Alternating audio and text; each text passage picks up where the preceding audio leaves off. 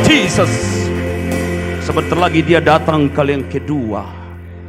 Tetapi kita sedang masuk dalam liturgi ataupun tradisi gereja dalam minggu sengsara, minggu Happy Palm Sunday. Hari ini daun-daun palem sedang bertebaran di mana-mana, yang adalah simbol kemenangan dan kebangkitan yang kekal. Terima kasih Tuhan Yesus, terima kasih. Pada minggu sengsara ini kami boleh memperingati 2000 tahun yang lalu Engkau disiksa, Engkau berteriak, Tuhan, kalau boleh juga cawan ini lalu, tapi bukan kehendakku. Engkau ditinggalkan oleh para murid-Mu, keluargamu, bahkan Engkau telah memikul salib sampai di Golgota.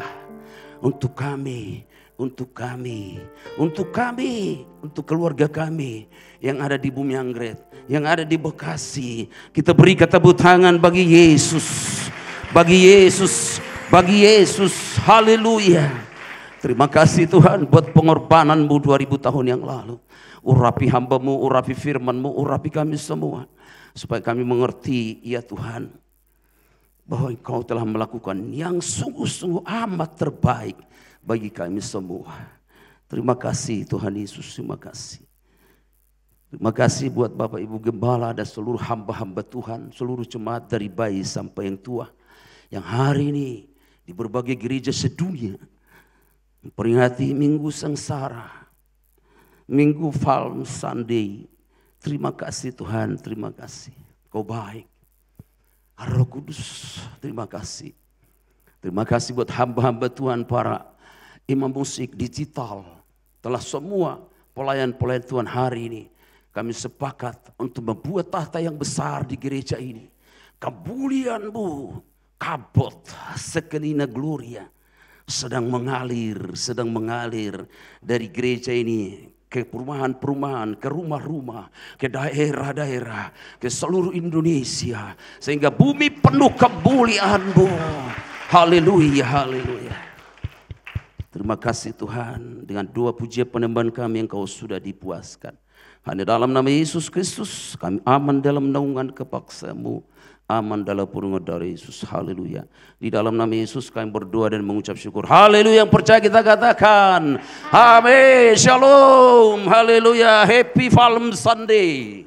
Puji Tuhan, silakan duduk. Haleluya. Haleluya. Jadi saudaraku yang dikasih oleh Tuhan, kita hargai karya orang yang ada di sini.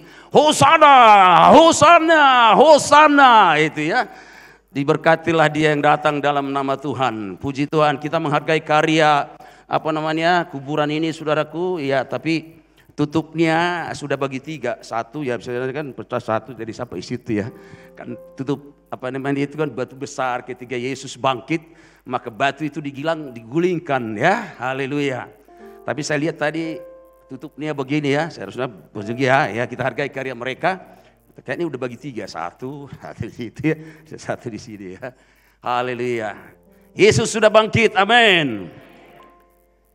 Tapi kita lebih fokus Yesus mati, Yesus bangkit. Sebenarnya sebentar lagi sudah mau datang. Ya setuju katakan amin. Maka tadi nyanyian kita profetik. Hosana, Hosana, Yesus datang bagiku. Hosana, Hosana, datanglah Tuhan Yesus. Haleluya. Ya kemarin 2 pengerja saudaraku, mengapa Tuhan Yesus harus mati dengan cara demikian? Alkitab katakan dari Opan Iko ini ayat kesenangannya saudaraku, tanpa penumpahan darah tidak ada pengampunan dosa. Yang setuju katakan amin. Yang setuju katakan amin. Saya terjemahkan dulu sedikit dalam waktu yang 20 menit lagi ya, luar biasa ya. Iya, nah luar biasa. Dikatakan di sini saudaraku, Minggu Sengsara disebut dalam tradisi agama kuno ya, dengan mesianik, dengan simbol-simbol yang sama juga. Daun palem adalah kemenangan, kejayaan dan kehidupan abadi. Jadi kalau saudara kita yang tua itu mereka bawa hosana, hosana ya. Ya kalau anak-anak kami dulu di sekolah kadang saya ikat segini, saya dibawa gereja. Dan itu ketika mereka begini itu dikumpulkan dan diurapi dan dibakar, itulah yang disebut Rabu Abu ya.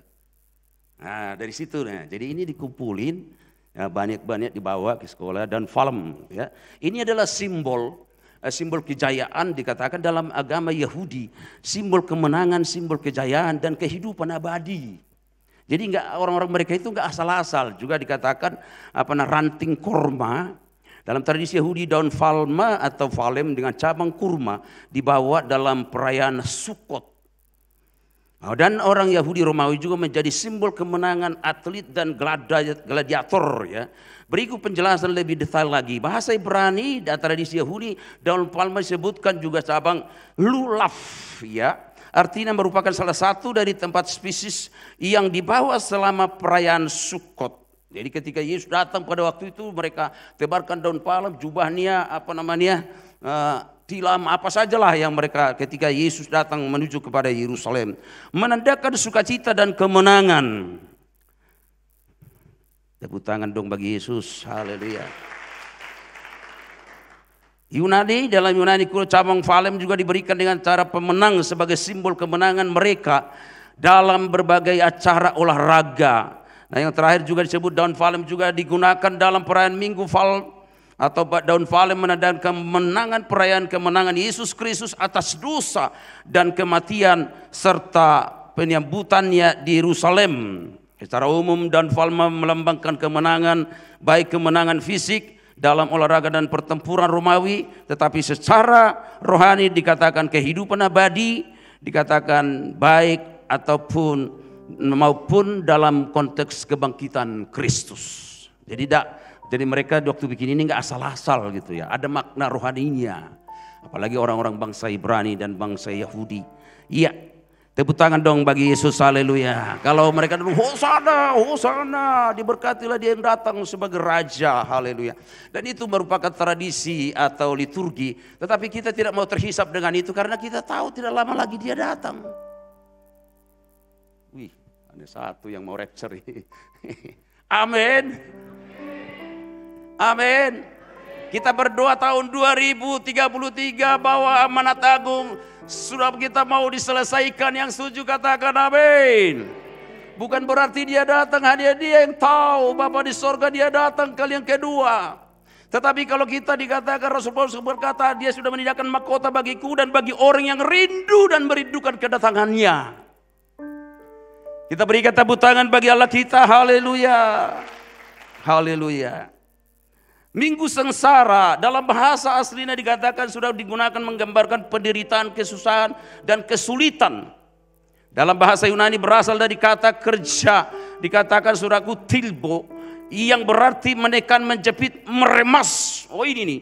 Jadi ketika Yesus di minggu sengsara di gini, kalau Yesaya menafsirkan dikatakan dia tidak termasuk bagi kita, itu jangkotnya ditarik saudaraku, jadi ini tinggal rahangnya, dan ini ditarik sehingga tinggal tulang-tulangnya, dan ini ditarik dan tinggal tulang-tulangnya, dan kepalanya sehingga ada sempoyongan sedikit. Itu sebut minggu sengsara saudaraku. Maka dikatakan dia tidak termasuk dengan kita. Bapak Ibu hari-hari ini ganteng-ganteng semua. Yesus pada penglihatan Yesaya, dia tidak termasuk dan tidak terhitung dengan kita. Kenapa? Karena Yesaya melihat tampang Yesus seperti tengkorak. Kenapa? Tinggal ini saudara. Kenapa? Tentara Romawi tarik jenggotnya, dia tarik ini aja tinggal kerangka. Seperti itu saudara. Karena saudara kenapa dibilang dia tidak termasuk dengan hitungan dengan kita? Karena Bapak Ibu ganteng-ganteng, cakep-cakep. Aduh. Jadi gak usah bikin alis anti badai, bendera Belanda segala macam. Sudah cakep. Amin. Saya dapat penemuan kemarin orang Kristen kalau meninggal dimakan cacing juga rupanya ya. Walaupun sudah bahasa roh, kaya, pintar, punya jabatan segala macam, itu pun akan hilang lenyap. Amin saudara. Makanya orang yang sungguh-sungguh percaya kepada Yesus, ketika dia datang kali yang kedua, dia akan terangkat, dapat tubuh kemuliaan, dan Dia bersama-sama dengan kita. Haleluya. Tepuk tangan bagi Yesus, haleluya. Jadi dikatakan dalam bahasa minggu sengsara itu diremas. Yesus loh ini, disiksa, menderita, diremas begitu. Itu bahasa aslinya. Jadi gak seperti yang kita lihat itu hanya bukan. Dia dipermak, saudara. Seperti apa itu? Bakwan ya, dipermak gitu ya, di blender gitu ya. Disiksa, ditarik ininya, disiksa. Waduh, mengerikan sekali. Kalau saudara ada sering ke toko buku, saudaraku coba cari apa itu buku yang disebut apa namanya itu ya, tongkat gembala juga bagus. Sisa-sisa apa nih di buku itu di sana ada banyak pembuluh darah pun pecah, saudara. Maka dari Getsemani dia sudah berteriak sebenarnya, dan ini adalah teriakannya. Ya, penderitaan dan kesusahan. Sebenarnya di Taman Getsemani pun sudah nesak sekali, saudara. Sudah nesak, saudara. Ya, dalam konteksnya dikatakan juga, saudaraku, ada juga kata pisho yang secara umum berarti apa namanya, menderita dan juga sangat tersiksa. Dan pada waktu itu menderita, tapi tidak ada yang menolong karena murid-muridnya sudah kabur. Sendirian dia tersiksa. Kalau kita dalam kesehatan masih ada komunitas school yang bisa menolong kita, yang mendoakan kita, dia tidak ada. Jadi mereka dipakai bahasa Ibrani itu artinya diremuk, saudara. Oke, nah itu tentang kata-kata pembukaan juga, saudaraku, dalam minggu sengsara ini sebagai bahasa Ibrani-nya Sahara, Sahara, penderitaan, kesusahan yang sangat mengerikan sekali. Itu minggu sengsara, minggu-minggu ini. Karena hari Jumat kita akan merayakan Jumat Agung. Yang setuju katakan amin. Ini hanya tradisi gereja. Silakan datang semua Bapak Ibu. Ya, gereja ini muat 500 orang, 700 pun muat di atas. Kalau enggak kita bikin tenda. Kadang. Kas gereja kita masih banyak, ya, bikin tenda. Jumat Agung perlu. Kalau saudara datang hari ini, untuk apa saudara datang? Untuk apa? Saya juga tadi bilang, untuk apa? Saya mau belajar lagi tradisi gereja tentang sengsara. Yesus sudah mau datang kok sebentar lagi. Nah, ini hanya bagaimana kita mempelajari secara gereja kesengsaraan Yesus supaya menggairahkan kita berapi-api, semakin kudus, semakin segar berserupa dengan Kristus untuk menyambut Dia yang akan dirubahkan rapture dan hidup bersama-sama Dia untuk selama-lamanya. Ya, setuju katakan amin. Yang setuju katakan amin. Haleluya. Tepuk tangan bagi Yesus. Haleluya, haleluya. Nah, itu saja pembukaannya, saudaraku ya. Nah, maut juga ya. Jadi sengsara, daun palem, sengsara, maut. Baru cross. Baru dikatakan to be grave, to be gloria, dimakamkan dan dimuliakan. Wih, memang bahasa ini mantap ya. To be grave, dimakamkan, dikuburkan, dan to be glory, dimuliakan. Haleluya. Nah, saudaraku yang dikasih oleh Tuhan, di dalam kita masuk di dalam isi daripada minggu sengsara ini, walaupun ini hanya tradisi gereja seperti daun palem tadi, saudaraku ya. Puji Tuhan, melalui tradisi ini kita semakin Tuhan, terima kasih Tuhan. Dosaku yang merah seperti kribisi, putih seperti salju. Iya. Ada satu tadi malam waktu doa doa pengerja saya buka, tapi akan saya lebih dalam lagi, saudaraku ya. Di dalam Mazmur pasal 22, saudaraku ya, Mazmur pasal 22. Mazmur pasal 22 ayat 6 atau ayat 7, ya, ayat 6 atau ayat 7. Tetapi aku ini ulat dan bukan orang, cela bagi manusia, dihina oleh banyak orang. Mazmur pasal 22 adalah kitab satu pasal itu nubuatan tentang minggu sengsara. Dari ayat 1 sampai selanjutnya saudara baca di situ Mazmur pasal 22 itu adalah nubuatan tentang minggu sengsara, bagaimana Kristus Mesias disiksa. Nah, ini pesan tersembunyi mengapa Raja Daud menulis aku ini ulat bukan manusia.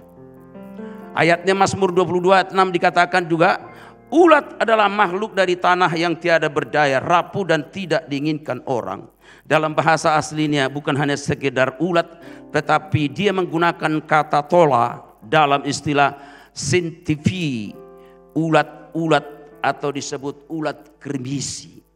Dalam bahasa aslinya kirmisi dipakai 49 kali dalam Alkitab. Ya, pelan-pelan ya. Dan membuatkan, dikatakan juga ulat kirmisi, dan menubuatkan tentang penyalipan tentang Yesus Kristus. Jadi satu pasal itu, Mazmur pasal 22, semua Mazmur pasal 22 dari satu itu menubuatkan tentang penyalipan Yesus. Ya, supaya percaya nanti baca di rumah semuanya. Salah satunya Mazmur 22 ayat 18. Mereka membagi-bagi pakaianku di antara mereka dan mereka membuang undi atas jubahku. Nah, terus baca saja semua itu nanti ya, karena saya mengambil Jadi ulat tadi saudaraku, melalui siklus ulat tadi itu, ulat kirmisi tadi, ketika dia mau melahirkan anaknya, jadi saudaraku kita tahu ya, dia naik ke pohon. Ini ulat naik, dia naik ke pohon, terus sampai di atas sana itu dia peluk itu pohon sampai dia menetas telurnya, dan telurnya itu saudaraku dia peluk banyak saudaraku untuk menghindari ketika ulat itu siap untuk melahirkan, maka dia akan siap naik ke atas pohon dan menempelkan tubuhnya dengan kuat. Ketika dia hidup, ketika dia ingin bertelur, dia akan menyimpan telurnya dekat dalam tubuhnya dan melindungi daripada si jahat, sang predator. Sampai telur itu menetas dan dia hidup sendiri seperti setelah telur itu menetas. Sang induk pun mati dan beberapa hari kemudian jadi tubuhnya yang merah kirmisi tadi berubah menjadi putih dan seperti salju dan menjadi gumpalan salju, dan itulah menjadi makanan anak-anaknya. Haleluya, luar biasa.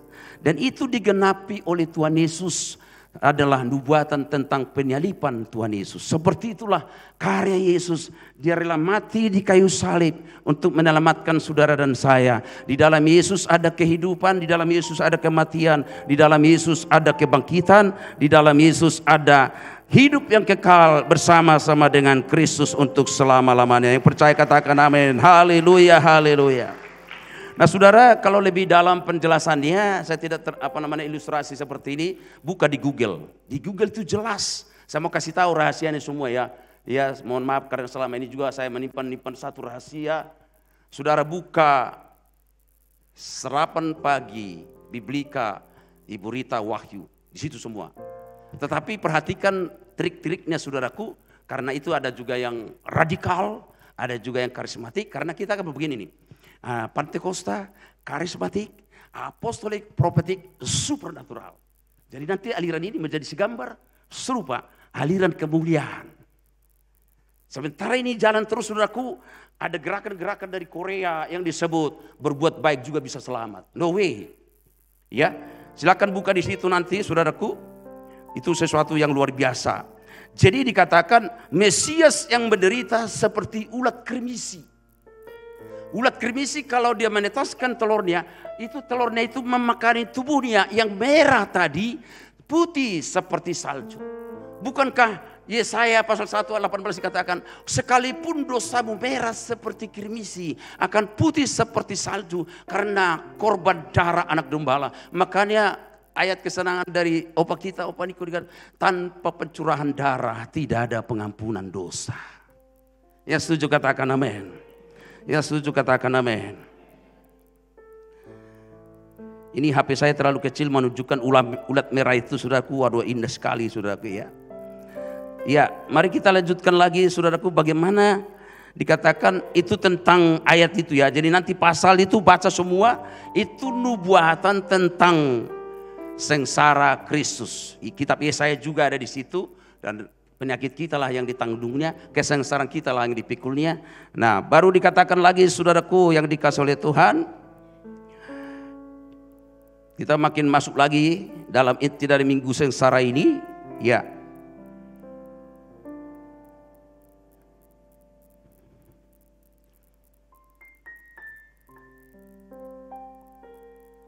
Mengapa cawan tersebut begitu pahit sampai Yesus menolaknya di Taman Getsemani? Ada 4 yang harus kita terima pada siang hari ini. Yang pertama dikatakan karena cawan tersebut berisi dosa semua umat manusia. 2 Korintus pasal 5 ayat 21 dikatakan dia yang tidak mengenal dosa, ada ya? Belum ya? 2 Korintus pasal 5 ayat 21, ya. Ini inti daripada sengsara Kristus. 2 Korintus pasal 5 ayat 21 dikatakan, kita baca bersama-sama 1, 2 ya. Dia Yesus yang tidak mengenal dosa telah dibuatnya menjadi dosa karena kita, supaya dalam dia kita dibenarkan oleh Allah. Perhatikan, Allah tidak bisa mati. Tetapi Allah di dalam Yesus Kristus pada mulanya adalah firman. Ini urutannya.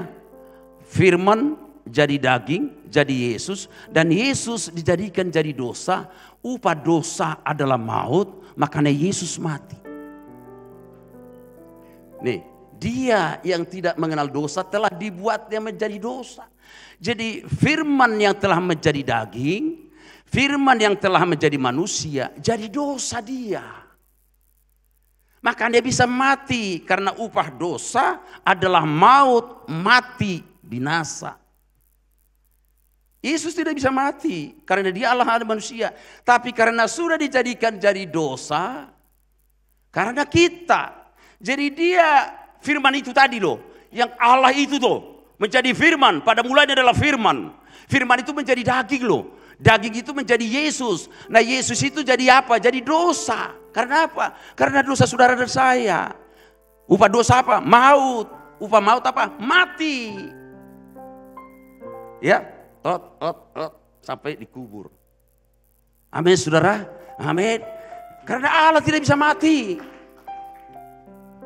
Sekali lagi. Pada mulanya adalah firman. Firman itu bersama dengan Allah. Firman jadi daging. Daging itu siapa? Yesus. Yesus itu dijadikan apa? Manusia. Allah menjadi manusia. Nah kenapa manusia itu Yesus dijadikan jadi dosa?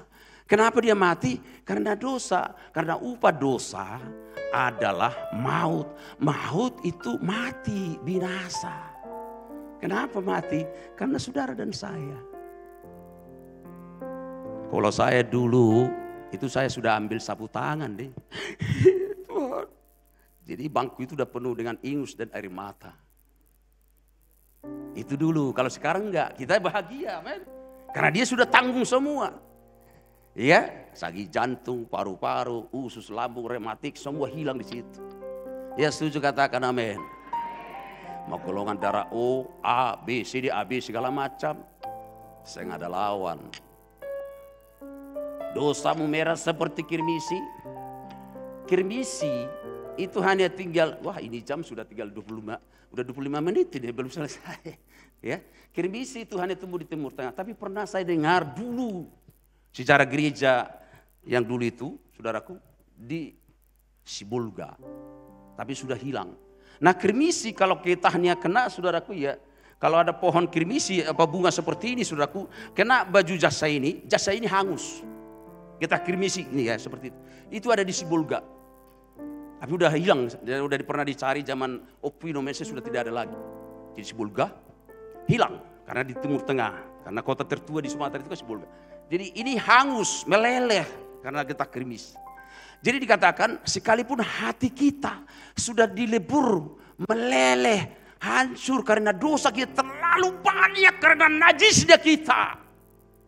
Sampai hati kita itu sudah gak kelihatan lagi karena banyaknya dosa. Level tertinggi dosa adalah merah seperti kirmisi. Jadi hati kita ini, hati kita yang penuh dengan dosa, level tertinggi yang meleleh seperti kirmisi. Itu pun putih seperti salju. Itu sebabnya Mesias menderita sengsara seperti ulat kirmisi.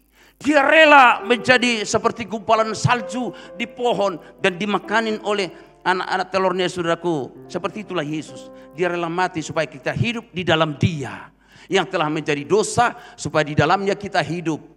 Dan ayatnya sudah rapture ke surga. Haleluya.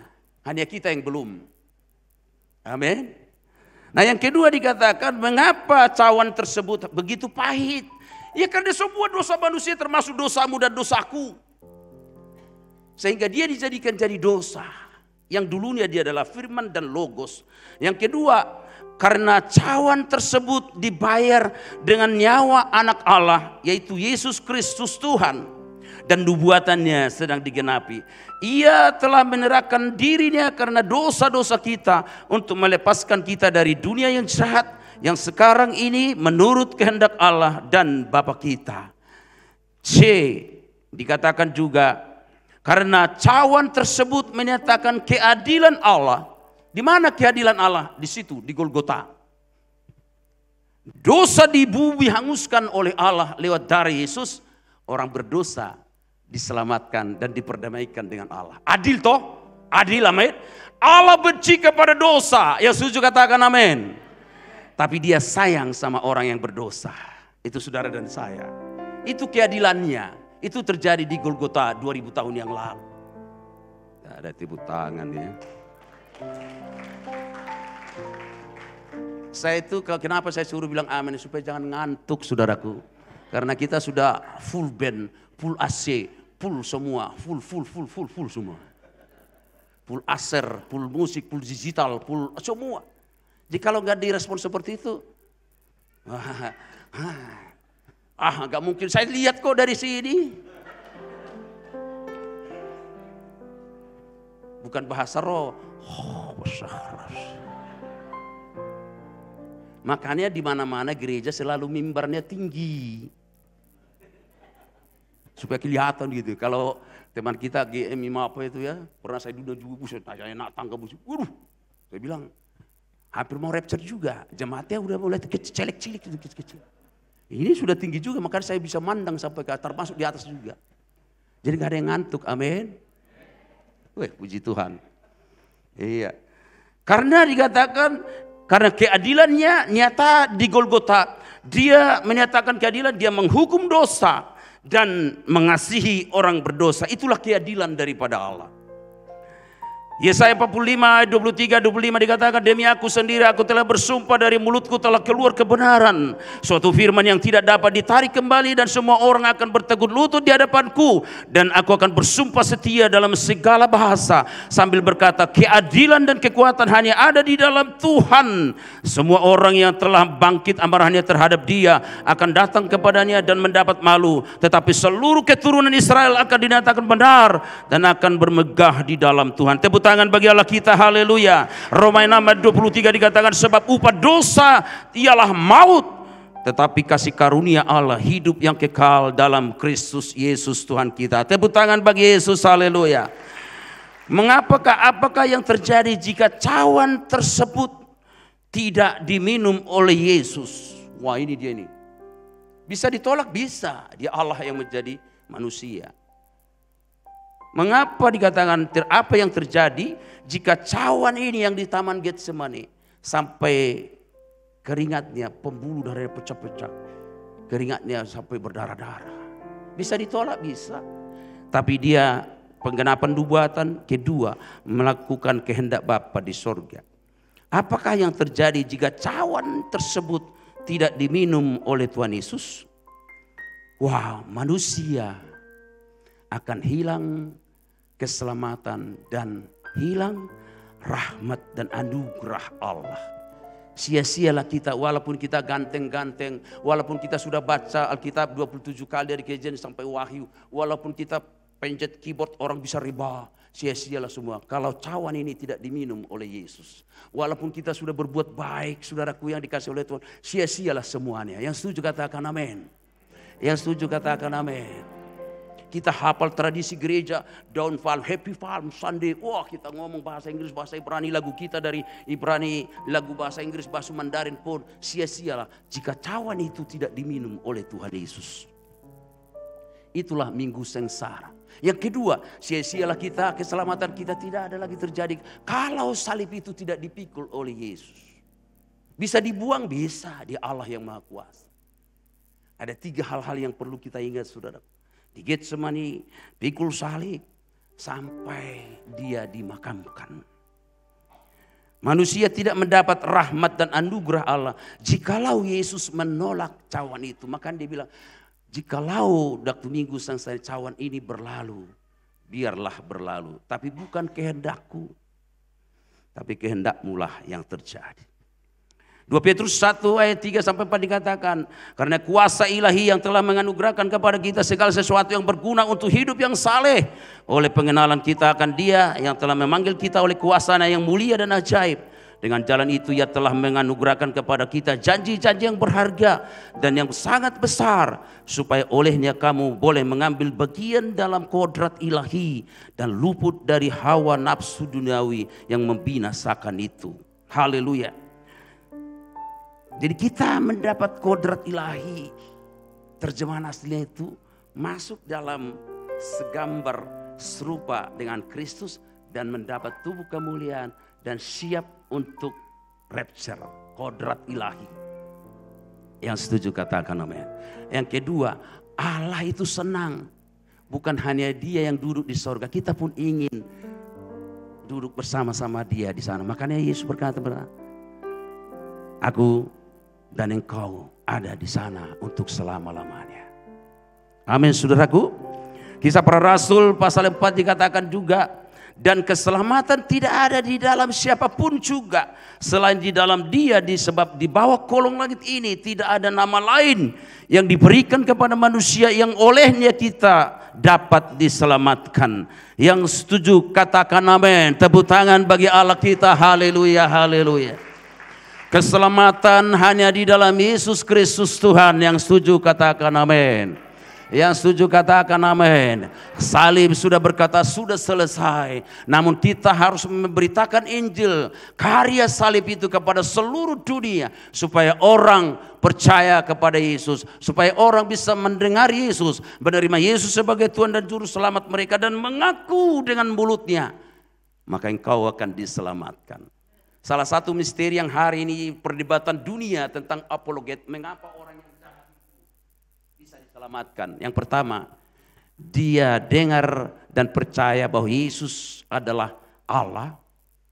Yang kedua, dia tahu dia adalah raja di atas segala. Dia nggak pernah dia nggak pernah cool, dia nggak pernah masuk WBI, nggak pernah. Dia nggak pernah seminar, tapi dia tahu. Jikalau engkau datang kali yang kedua, ingatlah aku, bahwa engkau raja di atas segala raja. Dia mengaku dengan mulutnya. Yesus langsung berkata, sementara mereka berdarah-darah di sana, sementara Yesus sedang memikul dosa, hari ini, today, kamu dan aku ada di Firdaus. Padahal mereka profetik yang luar biasa. Dia tidak pernah dia tidak pernah ada gelar, dia tidak pernah baca Alkitab. Tapi dia tahu, mengaku dengan mulutnya, engkau diselamatkan.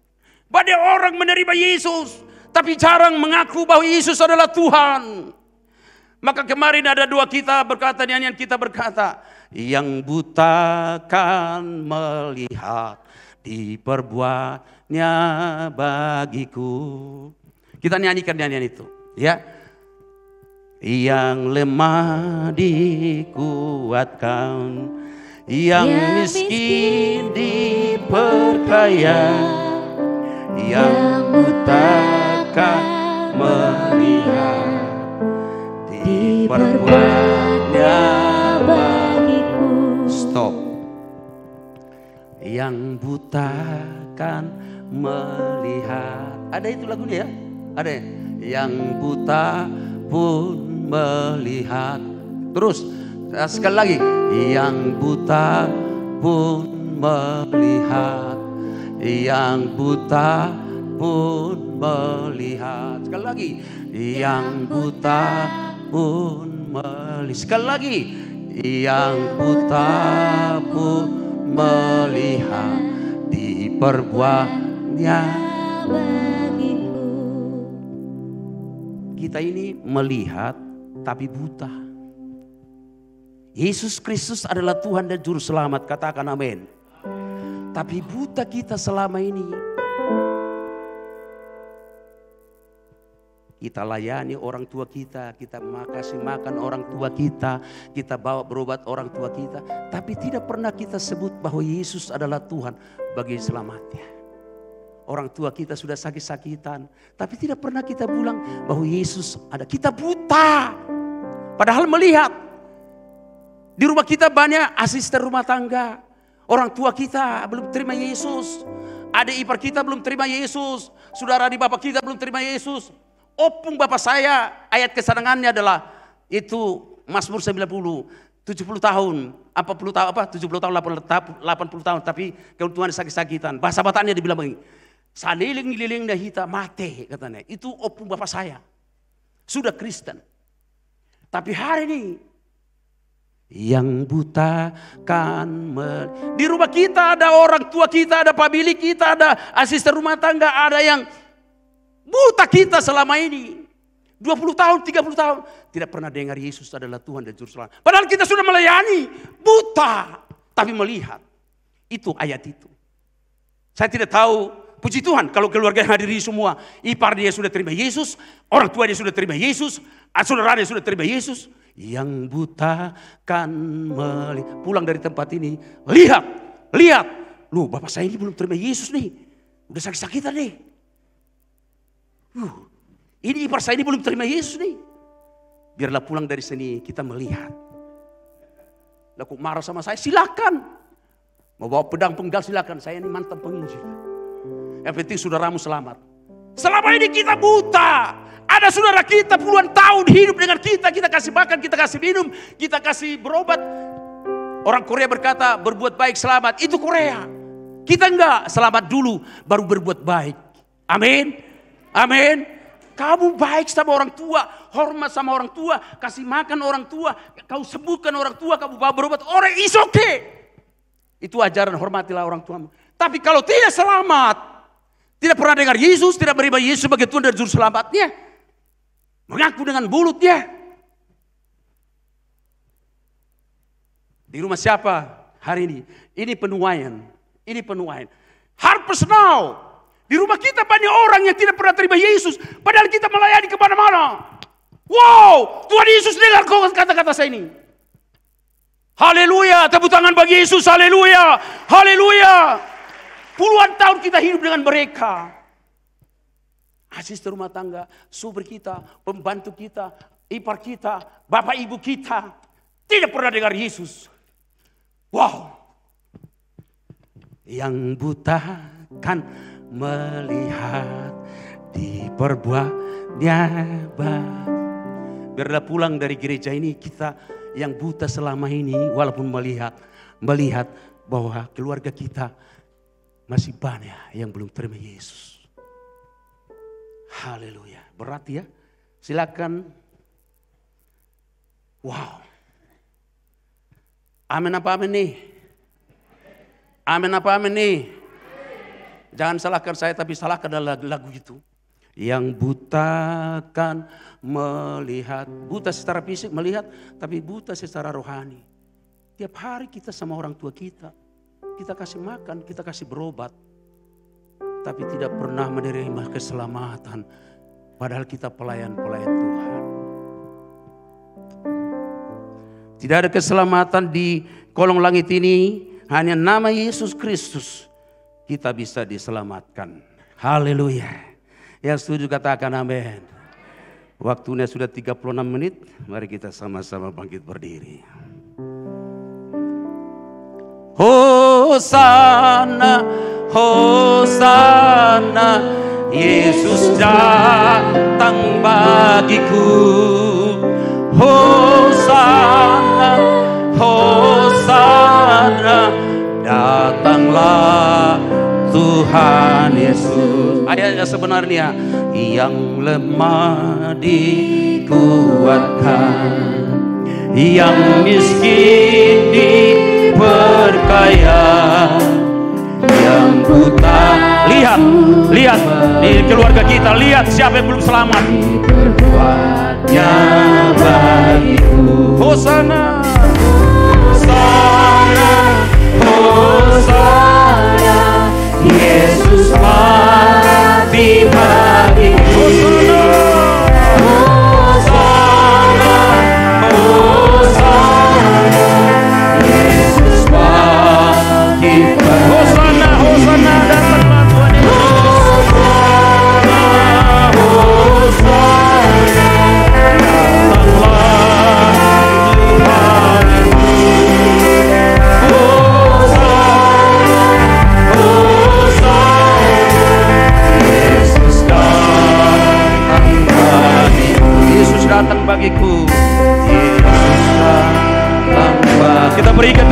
kemuliaan bagi Allah kita yang telah menjadi manusia. Haleluya. Tuhan Yesus, terima kasih Tuhan, Engkau rela jadi dosa. Supaya kami orang berdosa ini tidak mati dan binasa selama-lamanya. Tapi karena pencurahan darah-Mu, Engkau rela seperti Mesias menderita seperti ulat kermisi.